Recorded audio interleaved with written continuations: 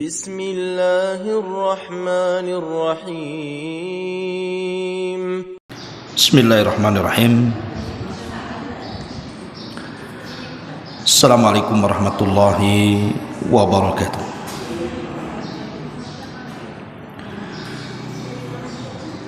Alhamdulillah wassalatu wassalamu ala rasulillah wa ala alihi wa sahbihi wa mawalah wa la hawla wa la quwwata illa billahi wa ba'd.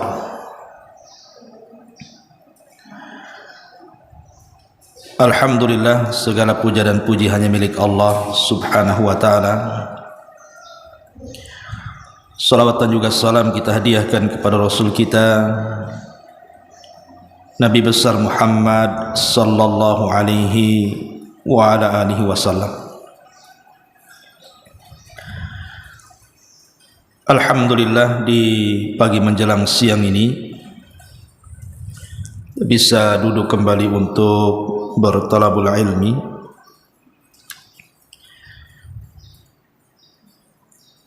Dan kita masih melanjutkan kajian kita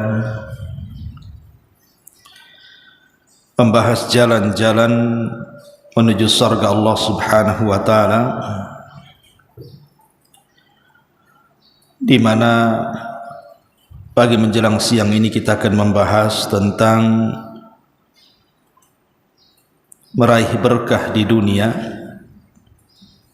tentu untuk keberkahan kita di akhirat kelak. Ma'asyiral muslimat yang dimuliakan Allah subhanahu wa ta'ala,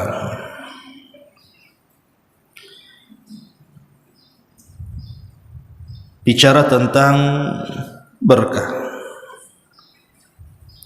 semua manusia di alam semesta ini, saya, ibu atau siapapun, pasti menginginkan kehidupan kita ini dipenuhi dengan berkah, dengan kebaikan. Karena kalau kita melihat hari ini berbeda dengan di zaman dulu, mungkin kita masih kecil, kita lihat terkadang uang yang tidak banyak di zaman dulu itu bisa mencukupi keluarga. Tapi di zaman sekarang, terkadang uang yang melimpah di hadapan kita rasanya tidak cukup untuk kehidupan kita. Apa bedanya nilai uang dulu dengan uang sekarang? Bukankah hari yang lewat juga hari yang sama? Detik jam juga detik jam yang sama berlalu seperti itu. Yang membedakan adalah karena hilang dan tetapnya berkah.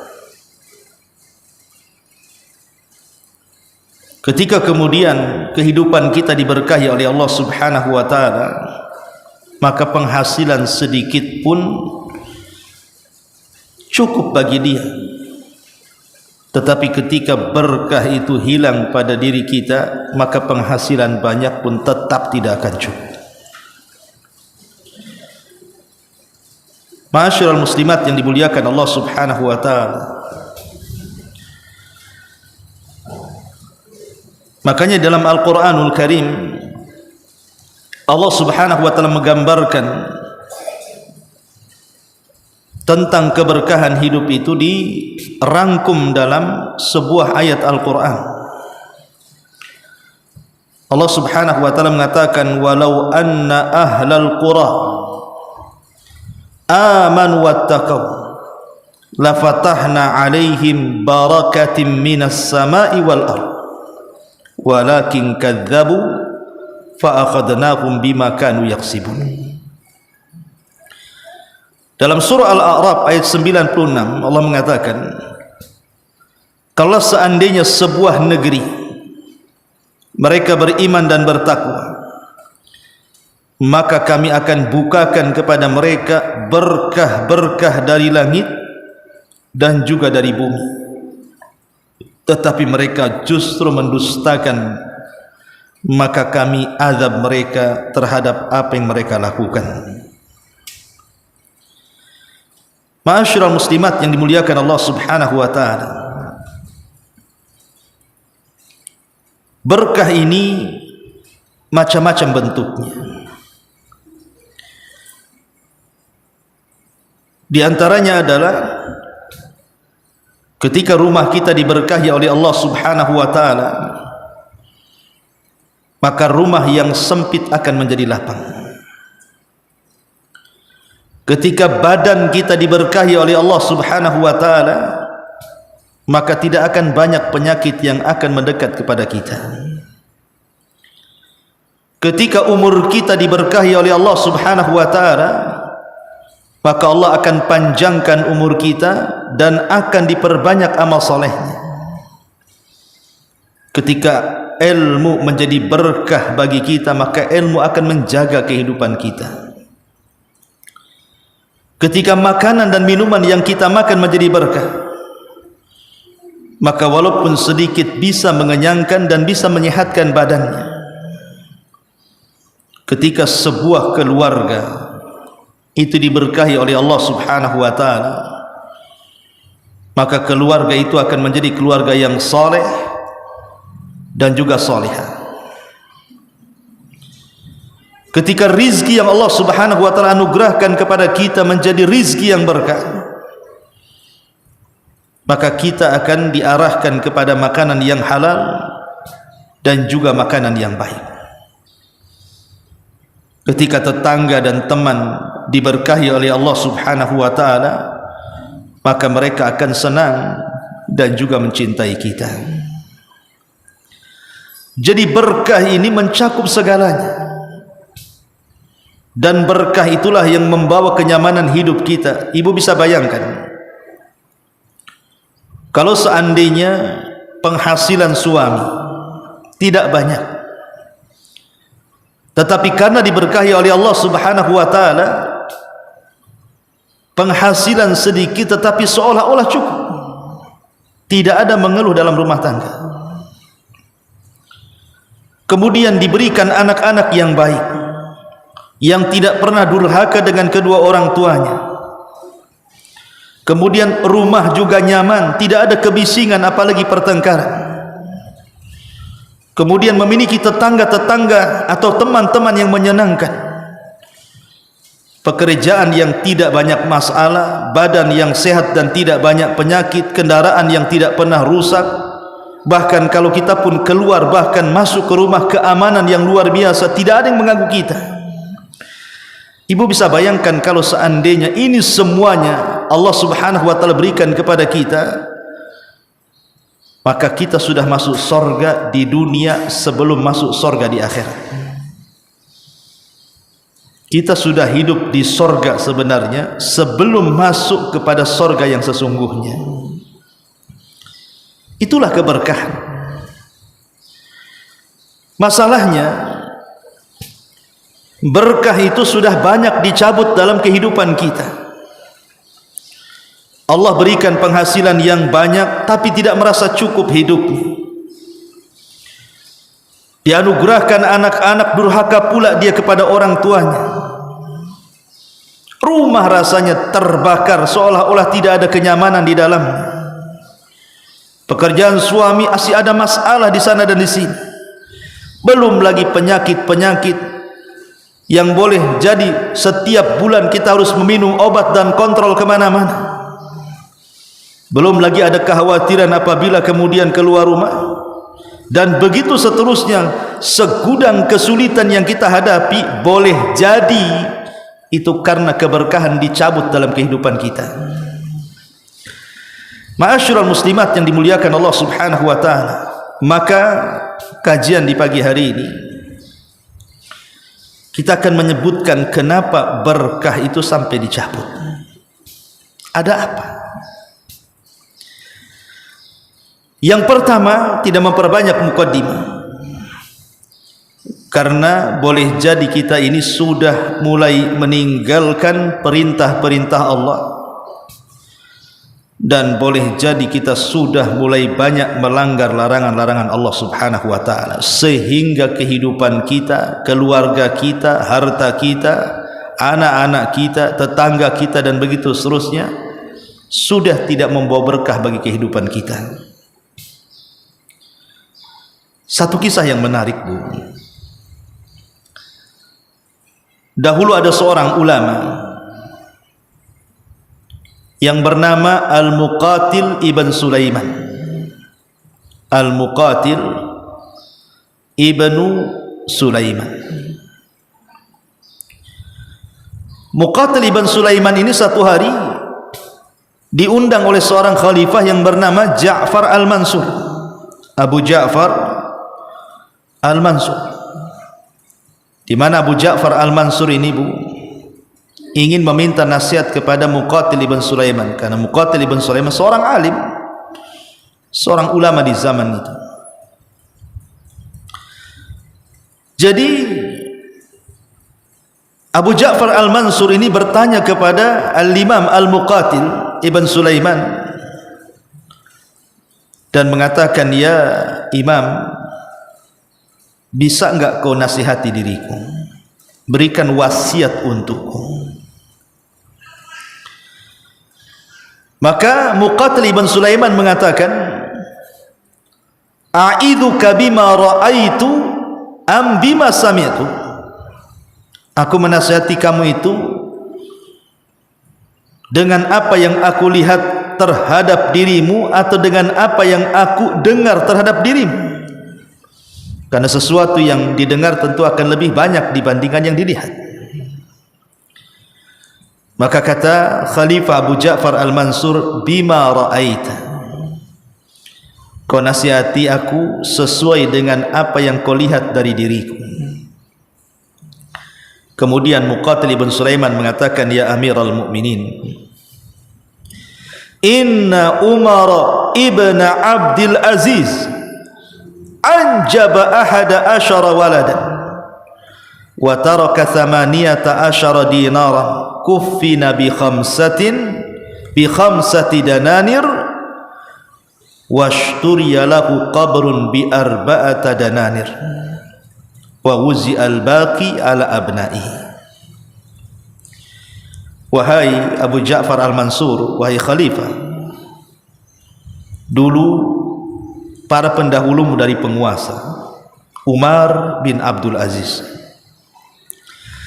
Allah Subhanahu wa taala anugerahkan kepada Khalifah Umar bin Abdul Aziz pendahulumu 11 anak. Ketika Umar bin Abdul Aziz meninggal dunia, dia meninggalkan 18 dinar. Itulah uang waris dia. Tapi dari 18 dinar ini kemudian digunakan 5 dinar untuk mengkafaninya. Kemudian dipesankan kuburan 4 dinar berikutnya. Coba bayangkan, sudah terpotong 9 dinar untuk fardu kifayah. Berarti sisanya tidak sampai 10 dinar, hanya 9 dinar. Itulah yang menjadikan warisan bagi anak-anaknya, padahal Umar bin Abdul Aziz itu khalifah. Dan Umar bin Abdul Aziz adalah khalifah yang paling adil.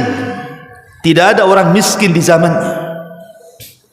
Sampai orang-orang yang mau sedekah bingung mencari orang yang akan disedekahkan, karena tidak ada yang menerima, saking adilnya di zaman itu. Tapi ketika Umar bin Abdul Aziz rahimahullahu ta'ala meninggal dunia, dia hanya menyisakan dari hartanya 18 dinar.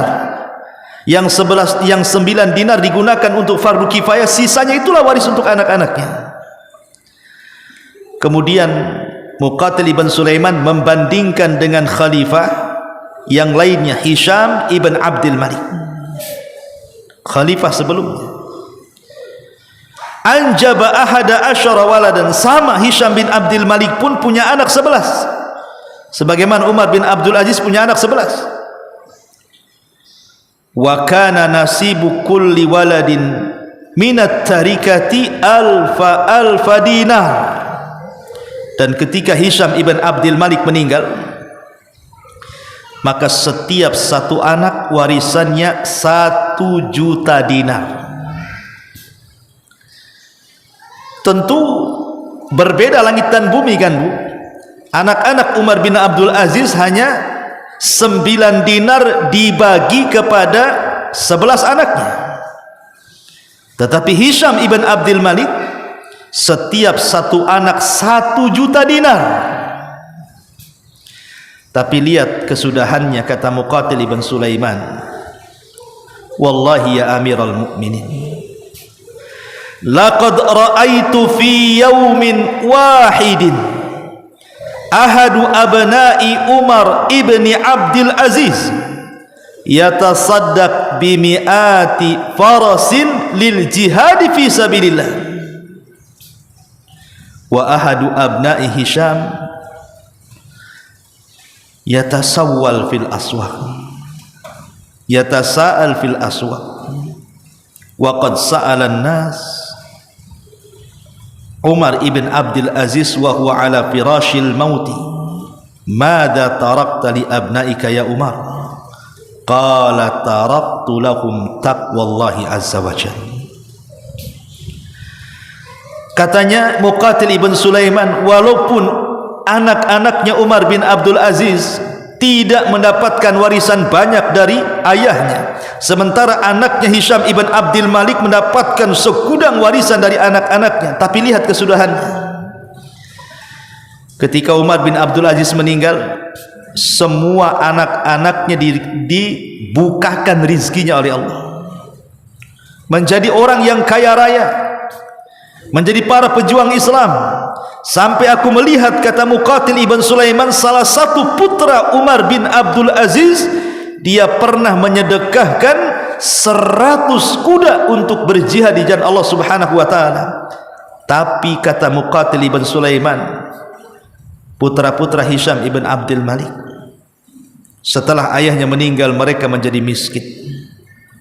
Bahkan salah satu putranya meminta-minta di pasar-pasar. Kok bisa? Putra Umar bin Abdul Aziz tidak dapat warisan, Bu. 9 dinar itu dibagi ke 11 orang kan. Tetapi setelah meninggal Umar bin Abdul Aziz mereka kaya raya. Tetapi Hisham ibn Abdul Malik sama-sama khalifah. Tapi setelah ayahnya meninggal, semua anak-anaknya menjadi miskin. Putra-putra Umar bin Abdul Aziz menjadi ahli sedekah, tapi putra-putra Hisham ibn Abdul Malik menjadi peminta-minta. Jadi satu hari manusia bertanya kepada Umar bin Abdul Aziz soal kuncinya, kok bisa seperti itu, kok dunia ini bisa terbalik-balik kayak gini nih. Maka manusia bertanya kepada Umar bin Abdul Aziz saat kematiannya, apa yang kau tinggalkan untuk anak-anak Muhai Umar? Lihat, di sini kunci berkahnya, Bu. Di sini nih kunci berkahnya nih. Taraktu lahum taqwallahi. Aku wariskan kepada anak-anakku bukan dinar, bukan dirham, bukan harta waris, tapi ku tinggalkan kepada mereka ketakwaan kepada Allah. Itu yang kuwariskan kepada mereka, ketakwaan. Fa in kanu salihin fallahu yatawalla salihin, wa in kanu ghaira dzalik falan atruka lahum ma yu'inuhum ala maksiatillahi azza wa jalla. Kata Umar bin Abdul Aziz, jikalau mereka dengan warisan takwaku kepada mereka menjadi hamba-hamba yang saleh, maka Allah subhanahu wa ta'ala dipastikan akan menjaga mereka. Allah yang akan memberikan rizki kepada mereka. Tapi kalau anak-anakku mereka tidak saleh, buat apa aku tinggalkan harta yang banyak, yang akhirnya dengan harta itu menolong maksiat, menolong mereka untuk bermaksiat kepada Allah azza wa jalla. Luar biasa. Itulah Umar bin Abdul Aziz. Dia wariskan ketakwaan kepada anak-anaknya. Dia tidak mewariskan harta untuk anak-anaknya karena dua alasan. Sebab kalau seandainya warisan takwa itu diamalkan anak-anaknya dan mereka menjadi anak-anak yang baik, maka Allah yang akan menjaga rizki mereka. Tetapi kalau mereka tidak saleh, kemudian aku berikan harta yang banyak kepada mereka, itu sama membantu mereka untuk bermaksiat kepada Allah Subhanahu wa taala. Maka dari sini, Bu, kunci berkah itu ada di takwa. Ajari anak-anak kita ini solat, ajari anak-anak kita ngaji, arahkan mereka untuk beribadah kepada Allah Subhanahu wa taala. Itulah kunci keberkahan dalam rumah tangga.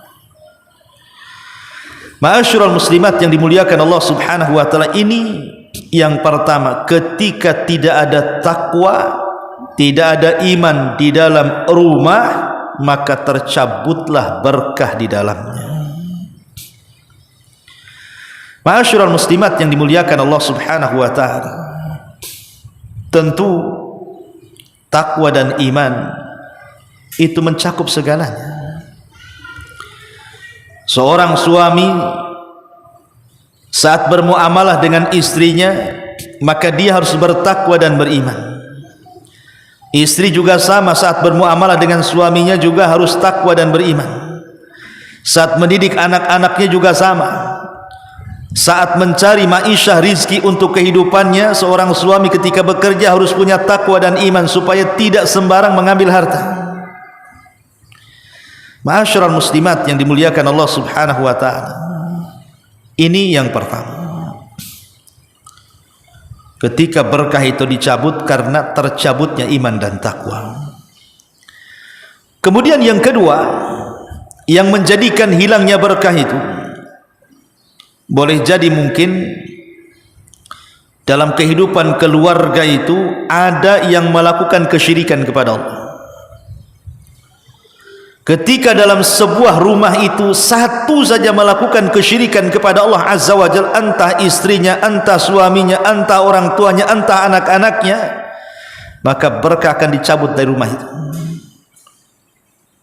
Karena yang menjadikan rumah itu berkah karena tauhid, karena iman, karena takwa yang tadi saya sudah jelaskan. Maka kalau masih ada yang melakukan kesyirikan, suka datang ke dukun, nempel-nempel jimat-jimat, tangkal-tangkal, percaya kepada kelenik-kelenik, tidak percaya kepada Allah, ini tanda berkah hilang. Atau suka bersumpah kepada selain Allah, menyembelih kepada selain Allah, meminta-minta ke kuburan dan begitu seterusnya, ini tanda berkah dicabut. Ini yang nomor dua. Yang nomor tiga, al-i'rad anil Qur'anil Karim. Ketika di dalam rumah itu orang sudah tidak suka lagi dengan baca Quran, maka dipastikan rumah itu seperti rumah orang mati. Karena Nabi SAW yang mengatakan rumah yang dibacakan Quran dengan rumah yang tidak dibacakan Quran itu sama dengan orang hidup dan orang mati. Tidak ada berkahnya, dicabut berkahnya. Karena rumah-rumah yang tidak dibacakan Quran itu pasti akan disempitkan kehidupannya. Dan itu digambarkan dalam surah Toha ayat 124. Wa man a'rada an dzikri fa inna lahu ma'isyatan danka wa nahsyuruhu yaumal qiyamati a'ma. Barang siapa yang berpaling dari peringatanku, maka dia akan mendapatkan kehidupan yang sempit, dan kami kumpulkan mereka pada hari kiamat dalam kondisi buta. Di dunia disempitkan kehidupannya, tidak ada berkah. Di akhirat dibutakan matanya. Kemudian juga yang keempat, adamu nisbatil fadli fir rizki ila razzaqil mun'im. Tidak menasabkan nikmat rizki itu kepada yang memberikan rizki kepada kita. Yang ngasih rizki kita siapa, Bu? Allah. maka nasabkan rizki itu kepada Allah. Sebab kalau seandainya kemudian seseorang itu menasabkan rizki kepada selain Allah, mungkin menasabkan rizki kepada kecerdasannya, kepada titlenya, kepada kekuatannya, kepada kehebatannya, maka lambat laun rizki itu akan dicabut berkahnya. Makanya Qarun ketika dia merasa bahwa rizki itu dia yang dapat, bukan dari Allah subhanahu wa ta'ala, dan mengatakan innama utituhu ala ilmin indi, sesungguhnya kekayaan itu datang karena kecerdasanku, karena kehebatanku, karena kekuatanku, maka Allah subhanahu wa ta'ala katakan fa khassafna bihi wa bidarihil arda fama kana lahu min fi'atin yansuruna min dunillahi wa ma kana minal muntasirin. Maka kami tenggelamkan Qarun ke dasar bumi dan seluruh kekayaannya, dan tidak ada satu kelompok pun yang menolong dia, dan dia tidak sanggup juga menolong dirinya sendiri. Maka jangan pernah kemudian kufur nikmat dengan menasabkan nikmat itu kepada selain Allah. Seperti apa orang kufur nikmat itu? Ya tadi dia mengatakan bahwa saya kaya wajar karena saya ini ya sekolah, saya kaya wajar saya anggota dewan, saya kaya wajar saya kan menteri, saya presiden. Ya sudah sewajarnya saya kaya karena saya cerdas, saya profesor, saya dokter, saya insinyur. Tidak, rizki itu bukan diberikan Allah kepada kita bukan karena Anda seorang dokter, seorang insinyur, seorang profesor, anggota dewan, menteri, presiden, bukan. Allah subhanahu wa ta'ala memberikan rizki itu karena memang sudah kewajiban Allah memberikan rizki kepada kita. Dia menciptakan kita, dia kasih rizki untuk menunjukkan dia maha kuasa, dan kewajiban kita mensyukurinya. Kewajiban kita mensyukuri rizki yang Allah subhanahu wa ta'ala anugerahkan kepada kita. Jangan kufur nikmat. Maka kita harus sandarkan nikmat itu datang dari Allah subhanahu wa ta'ala. Tidak ada secuil rizki pun yang datang dari diri kita. Semua rizki itu datang dari Allah. Ma'asyiral muslimat yang dimuliakan Allah subhanahu wa ta'ala. Kemudian juga yang nomor 5, di antara dicabutnya rizki adalah ketika al-inshighalu anil faraidhi bi talabir rizki, sibuk meninggalkan kewajiban-kewajiban Allah dengan alasan sibuk cari rizki. Dan ini yang banyak. Sewaktu Allah subhanahu wa ta'ala belum membukakan pintu rizki kepadanya, masih seretlah hidupnya. Masya Allah, rajinnya dia ke masjid, rajinnya dia datang ke majelis ta'lim, rajinnya dia baca Quran, baik, senyum, santun, luar biasa. Itu belum dibukakan tuh rizkinya tuh. Ketika betul-betul Allah subhanahu wa ta'ala membukakan rizkinya, mulai jangan lagi cerita hadir di pengajian, jangan lagi kemudian seseorang itu menyengajakan datang ke masjid baca Quran, atau mungkin zikir-zikir yang ia lakukan. Sholat wajib aja sudah mulai ditinggalkan dia, sudah mulai meninggalkan jamaah. Akhirnya apa? Lambat laun bukan hanya jamaahnya yang ditinggalkan, sholatnya ditinggalkan dia. Alasannya apa? Sibuk cari rizki. Rizki itu tidak terhalang dengan melaksanakan kewajiban. Banyak orang tertipu dan mereka mengatakan sholat ini menghalangi saya rizki. Akhirnya kemudian dia tidak sholat karena alasannya kalau tidak sholat kan lebih banyak waktu mencari rizki. Salah. Rizki itu salah satu kuncinya adalah sholat. Yang kedua, sehebat apapun kita mencari rizki dari pagi sampai sore dengan banting tulang, keringat-keringatan, tidak kenal lelah dan tidak kenal letih, tetap saja kalau takdir rizkinya segitu ya segitu saja, tidak mungkin bertambah, tidak mungkin berkurang. Lalu kalau seandainya rizki itu memang sudah jatahnya segitu, kenapa harus meninggalkan kewajiban Allah? Ya ayyuhalladzina amanu idza nudiya lis-salati min yaumil jum'ati fas'au ila dzikrillahi wa dzarul bai' dzalikum khairul lakum in kuntum ta'lamun. Wahai orang-orang yang beriman, apabila diserukan untuk salat, maksudnya salat di hari Jumat, bersegeralah kalian mengingat Allah, tinggalkan jual beli, kata Allah, karena itu lebih baik bagi kalian jika kalian tahu. Bukankah pada setiap solat kita duduk di antara dua sujud itu ada doa, warzuqni, ya Allah berikan rizki kepadaku. Dan dalam setiap rakaat kita membaca surah Al-Fatihah, iyyaka na'budu wa iyyaka nasta'in. Artinya solat itu justru pintu rizki. Ketika Anda meninggalkan kewajiban solat, berarti sama dengan mencabut berkah dalam rizki. Ini yang kelima. Yang keenam, tarku ikhrajiz zakat, tidak mau menjalankan atau mengeluarkan zakat, bakhil.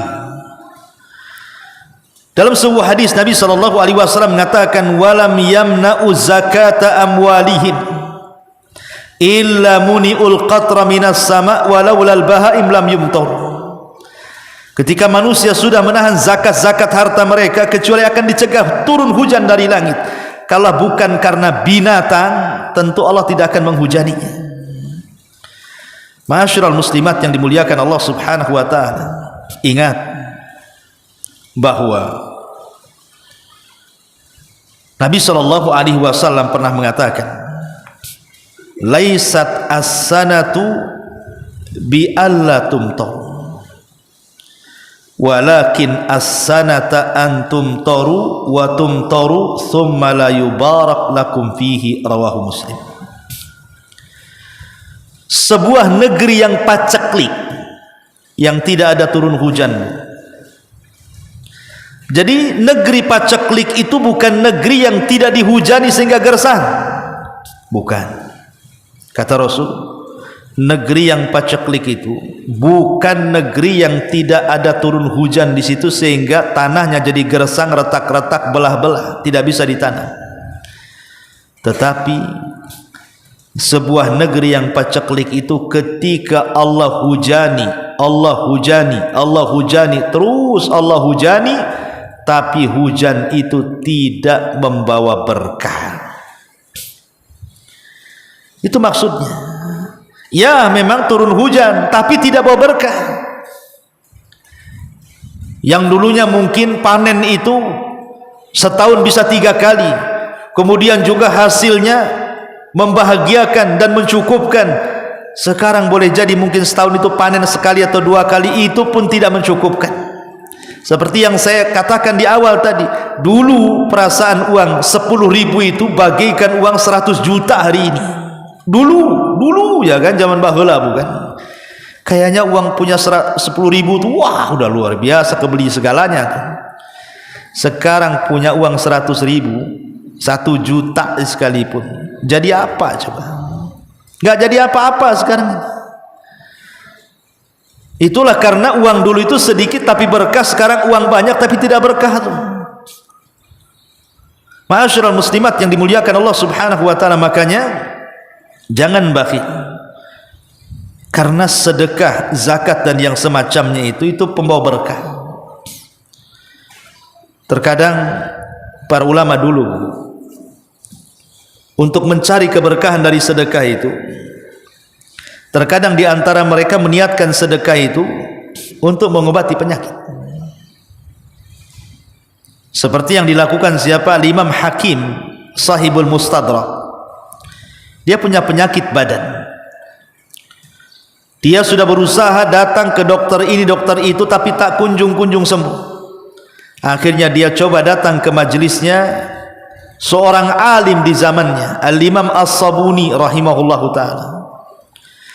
Kemudian Imam Hakim sahibul Mustadrak itu mencoba bertanya kepada Imam As-Sabuni soal penyakit yang dideritanya, agar Imam Sabuni ikut mendoakan kesembuhan bagi dia dan jamaah yang hadir di majelis itu. Allah takdirkan Imam Sabuni ngomong sama jemaah agar ikut mendoakan kesembuhan Imam Hakim.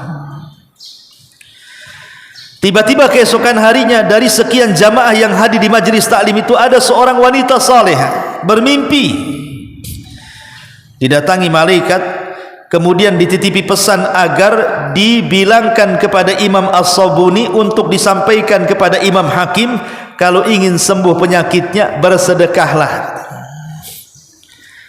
Akhirnya kemudian disampaikanlah kepada Imam As-Sabuni. Akhirnya Imam As-Sabuni menyampaikan kepada Imam Hakim agar dia bersedekah air, cari tempat yang berhajat untuk air, bersedekahlah air di situ. Akhirnya kemudian Imam Hakim berusaha untuk mengikuti arahan Imam As-Sabuni. Setelah dia ada tempat yang layak untuk disedekahkan air, dia gali sumur dalam-dalam di situ. Kemudian setelah keluar airnya, maka disedekahkan airnya kepada warga yang di sekitarnya. Tidak kurang dalam beberapa waktu setelah peristiwa itu, Allah sembuhkan penyakit Imam Hakim. Dan ini kasusnya sama dengan seseorang yang datang kepada Abdullah ibn Mubarak. Dia mengalami sakit, kemudian kata Imam Al-Mubarak ini, bersedekah dengan air. Akhirnya laki-laki ini bersedekah dengan air, kemudian Allah sembuhkan penyakitnya. Tetapi tentu bersedekah dengan niat untuk menyembuhkan sudah pernah saya bahas, dan bisa dilihat di YouTube ya, Humairah channel new, ada new-nya ya. Nah, di situ saya bahas tentang macam mana caranya bersedekah supaya membawa berkah dan obat untuk penyakit. Saya panjang lebar saya jelaskan di situ. Taib. Kemudian yang nomor 6, kenapa berkah itu bisa dicabut? Az-dzunubu wal ma'asi. Karena banyak melakukan dosa dan banyak melakukan maksiat kepada Allah Azza wa Jalla. Ketika Allah Subhanahu wa taala menceritakan orang-orang Yahudi Bani Israel, Allah mengatakan fabidzulmi minal ladzina hadu harramna alaihim at-thayyibat uhillat lahum. Karena kezaliman mereka orang-orang Yahudi, maka kami haramkan kepada mereka kebaikan-kebaikan. Karena kezaliman mereka, Allah haramkan kebaikan-kebaikan yang harusnya Allah timpakan kepada mereka. Kenapa? Karena dosa dan maksiat tadi. Makanya kalau dalam rumah tangga, dalam sebuah rumah, kehidupan dalam rumah itu sudah ada 1-2 yang bermaksiat, hati-hati, berkah hilang nanti. Makanya kenapa Allah melaknat seorang suami yang membiarkan keluarganya bermaksiat, bahkan disebut dayuth. Karena dia yang menjadikan berkah dalam rumah itu dicabut karena maksiat salah satu keluarganya, entah anaknya, entah istrinya, entah orang tuanya, entah orang-orang yang dekat yang ada di rumah itu. Jangan biarkan kemaksiatan dalam rumah. Dan di hari ini subhanallah, kemaksiatan itu sulit dihindari. Dulu tempat yang paling aman dari maksiat dan dosa itu 2, kalau tidak rumah, masjid. Zaman dulu gitu ya. Tapi zaman sekarang dua-duanya sudah tidak aman lagi. Di masjid tidak aman, di rumah lebih tidak aman lagi. Semua maksiat ada di rumah itu. Apa yang tidak ada maksiat dalam rumah itu? Semua ada. Kalau dulu kita melihat aurat itu kalau keluar rumah, sekarang dalam rumah saja bisa lihat aurat lewat YouTube, Facebook, Instagram. Bahkan ibu pula main TikTok pula di situ. Dalam rumah juga. Ya, nyanyi-nyanyi, buka-buka aurat dalam rumah, enggak punya malu, hilang rasa malunya. Sudah dicabut perasaan malunya itu, coba bayangkan. Kalau dulu ghibah itu Bu, harus keluar rumah dulu kan, mau gibah sama tetangga itu, nanti ngumpul di rumah si Anu. Sekarang gibah tidak perlu datang ke rumah, cukup gabung di grup WA, Bu. Subhanallah, ghibahnya udah lewat grup sekarang ini. Cukup ibu nyantai duduk di rumah, ada teh O di situ, ya Bu ya, sama cemilannya, ada ketak ketik di situ kan. Gibahnya nggak perlu lagi ke tetangga, di rumah ada gibah tuh. Kalau dulu orang itu mau datang ke dukun, Bu, jauh, kadang-kadang ke perbatasan desa, kadang di gunung-gunung. Dukun zaman dulu kan gitu, Bu. Hidupnya di lereng-lereng, nanti masuknya takut, ada tengkorak di situ, macam-macam. Mikir-mikir orang dulu itu masuk. Sekarang banyak dukun online, Bu. Cukup di rumah saja, Bu. Konsultasi ke dukunnya lah cukup di rumah saja. Lihat, syirik aja masuk di situ. Apa yang tidak? Kalau dulu umpamanya mau maksiat itu, Bu, mau beli khamar, mau beli apa gitu ya kan, kita harus keluar sembunyi-sembunyi takut ketahuan. Sekarang COD, Bu, bisa datang ke rumah, mabuk sendiri kamar mandi ya. Naudzubillah, nggak aman lagi rumah ini, hilang berkahnya di situ, semua maksiat ada. Ma'asyiral muslimat yang dimuliakan Allah Azza wa Jalla, kalau seandainya rumah sudah dijadikan ajang kemaksiatan, tidak akan berkah. Ada seorang muslimah, perawatannya bukan kucing, anjing pula dirawat di rumah.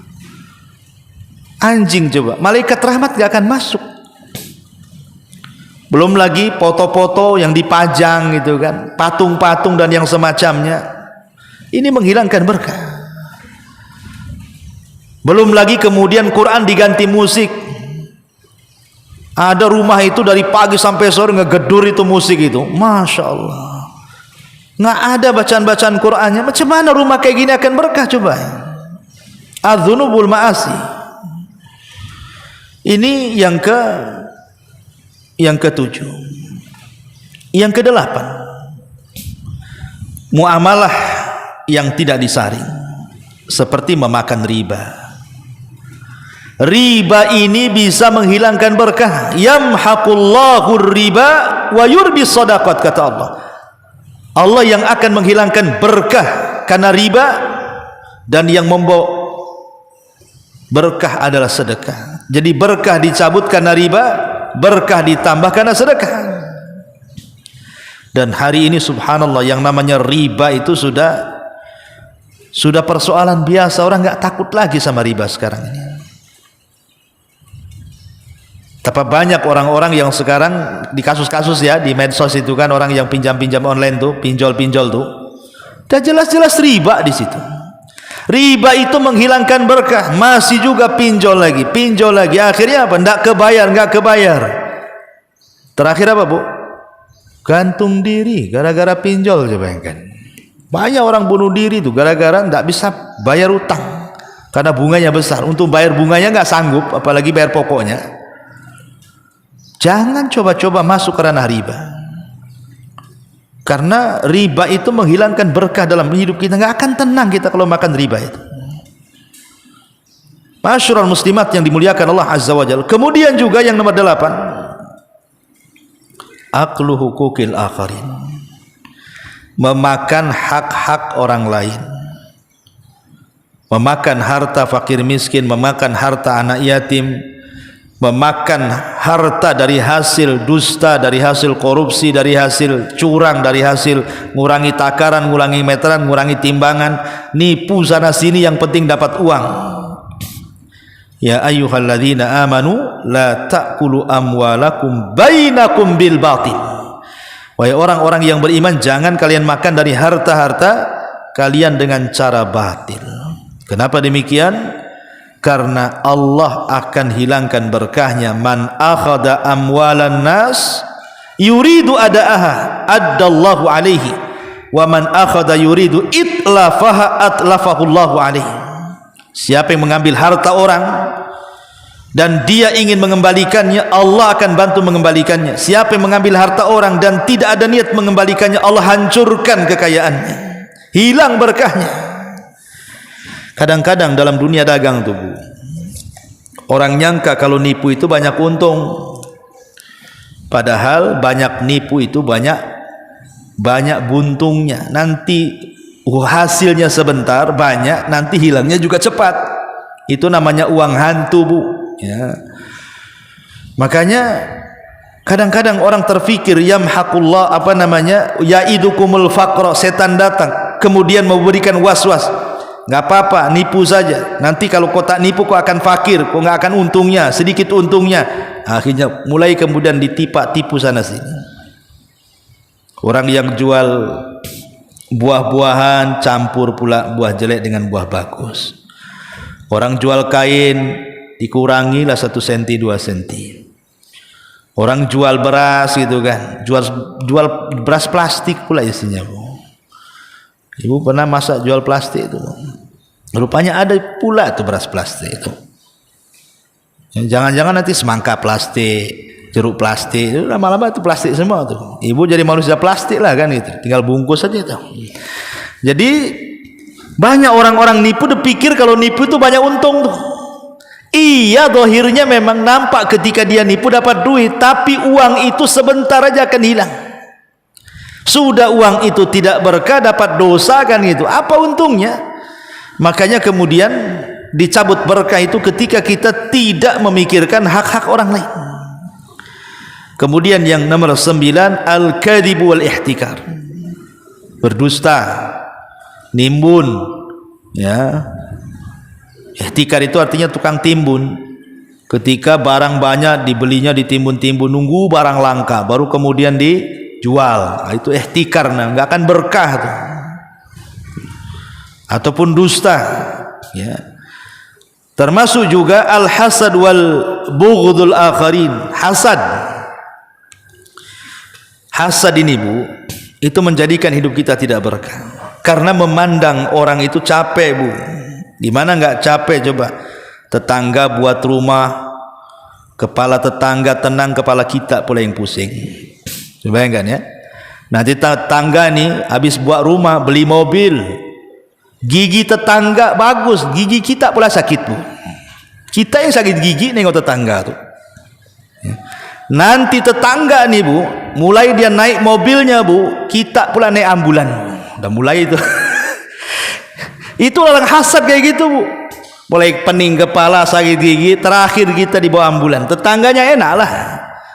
Dia bisa bangun rumah, dia bisa beli mobil, dia bisa naik mobil. Dia sehat, kita setruk. Itulah orang hasad. Orang hasad itu nggak akan berkah. Otak kita stres kan itu kan, asyik nengok orang aja yang bukan hak milik kita. Gak perlulah kita nengok-nengok orang, cukuplah. Itu kata Rasul kepada Abu Hurairah, irdha bima qasamallahu lak takun aghnan nas. Irdha bima qasamallahu lak takun aghnan nas. Qanaahlah, redha dengan pemberian Allah Subhanahu wa taala, maka engkau akan menjadi manusia yang paling kaya hati. Ya. Orang senang itu dari dohirnya aja, Bu. Ada orang kaya itu dohirnya saja. Kadang-kadang mereka masalahnya lebih banyak daripada kita. Maka kalau kita mau qanaah, redha dengan pemberian Allah, berkah hidup kita, Bu. Karena asal kekayaan itu dalam hati, bukan di badan, bukan pula di harta. Kemudian al-ghish fil mizan. Nomor 10, al-ghish fil mizan. Jangan suka ghish di situ, melakukan penipuan dalam timbangan. Kata Nabi SAW, walam yankusul mikyala wal mizan illa ukhidhu bisinin wa syiddatil maunati wa jawri sultani alaihim. Ketika para pedagang itu sudah mulai mengurangi takaran timbangan, kecuali mereka akan ditimpakan paceklik yang hebat, susah ekonomi, dan pemimpin-pemimpin yang zalim. Bayangkan, satu dosa azabnya 3. Satu dosa azabnya 3. Dosanya cuma satu, ngurangi takaran, ngurangi timbangan, curang dalam dagang. Tapi Allah lihat, berikan azab 3. 1, paceklik yang berkepanjangan walaupun hujan tidak berkah. 2, susah ekonomi, cari kerja susah di mana-mana. 3, dipimpin atau diutus pemimpin-pemimpin yang zalim, yang akan menzalimi rakyatnya. Naudzubillah. tanda tidak berkah itu namanya ya. Kemudian juga yang nomor 11, adamut tawakkul 'ala Allah. Kurang tawakal. Dipenuhi dengan perasaan takut. Takut kalau tak makan, takut kalau tak minum, takut kalau tak begini, tak begitu. Tidak tawakal kepada Allah. Lau annakum tatawakkaluna 'ala Allah haqqa tawakkuli laruziktum kama yurzaqut thair taghdu himasan wa taruhu bitanan, kata Rasul. Kalau kalian bertakwa, betul-betul bertakwa kepada Allah, maka kalian akan diberikan rizki seperti burung diberikan rizki, keluar dari sangkarnya lapar tapi pulang sudah kenyang dan bisa memberi makan anak-anaknya. Itulah tawakal kepada Allah Azza wa Jalla. Kemudian juga yang nomor 12, qillatul istighfar. Ketika jarang kita mengucapkan istighfar, maka ini berkah akan hilang. Karena Allah Subhanahu wa taala mengatakan dalam surah Nuh, faqultu astaghfiru rabbakum innahu kana ghaffara yursilis samaa 'alaikum midrara wa yumdidkum bi amwali wa banin wa yaj'al lakum jannati wa yaj'al lakum anhara. Kukatakan kepada kalian, perbanyak istighfar kepada Rabb kalian. Dengan istighfar Allah akan hujani kalian, Allah akan tambah harta kalian, Allah akan tambah keturunan kalian, Allah akan jadikan hutan-hutan yang lebat, dan Allah akan aliri sungai-sungai. Itulah buah istighfar, penuh dengan berkah. Kemudian yang ke-13, adamut ta'addu fi talabir rizki. Kurang beradab ketika mencari rizki. Seperti apa, Bu? Ya tadi, kurang bersyukur, menipu, berbohong, mengurangi timbangan. Kemudian juga suka mencaci, memaki dan begitu seterusnya dalam mencari rizki. Maka itu juga salah satu hilangnya berkah dalam kehidupan kita. Ma'asyiral muslimat yang dimuliakan Allah Subhanahu wa taala, sebenarnya kenapa manusia itu mereka berlomba-lomba mencari harta? Manusia itu kan terbagi 4, Bu, ya, kalau saya boleh bagi itu. Pertama, memang ada orang yang mencari harta itu karena takut akan masa depan. Takut miskin, takut fakir, takut sakit, nanti kalau nggak nabung, kalau sakit cemana duitnya, takut tak makan, macam-macam lah. Itu umumnya mencari rezeki itu karena itu. Tapi ada orang yang mencari rezeki itu hanya sekedar untuk al-istimta' saja. Dia sudah kaya dengan warisannya banyak, tetapi karena untuk menghabiskan kehidupannya saja tetap juga dia kerja. Kadang-kadang usianya sudah 50, 60, 70 tahun. Pada 70 tahun itu sebenarnya waktunya ke masjid, tapi masih juga dia cari harta, merasa nggak cukup. Ini bahaya nih. Ataupun yang ketiga, sebenarnya dia itu sudah kaya, dia mencari rezeki itu hanya sekedar ingin supaya ingin dikenal orang saja, dia seorang pengusaha dan begitu seterusnya. Hanya dia nggak butuh rezeki itu sebenarnya, karena dia hanya popularitas saja. Tetapi tiga-tiganya sebenarnya kurang tepat. Yang tepat adalah yang keempat. Kita mencari rezeki itu memang untuk supaya kita tidak kelaparan, tidak meminta-minta. Tapi lebih daripada itu, kita mencari rezeki itu untuk menopang dunia dan agama kita. Itu sebenarnya inti daripada mencari rezeki itu. Wallahu a'lam bishawab. Karena sudah hujan juga di luar, semakin bising juga di di atas, tentu kurang dengar juga kita ya. Maka kajian kita hentikan. Subhanakallah bihamdika asyhadu an la ilaha illa anta astaghfiruka wa atubu ilaik. Allahu ta'ala a'lam. Assalamualaikum warahmatullahi wabarakatuh.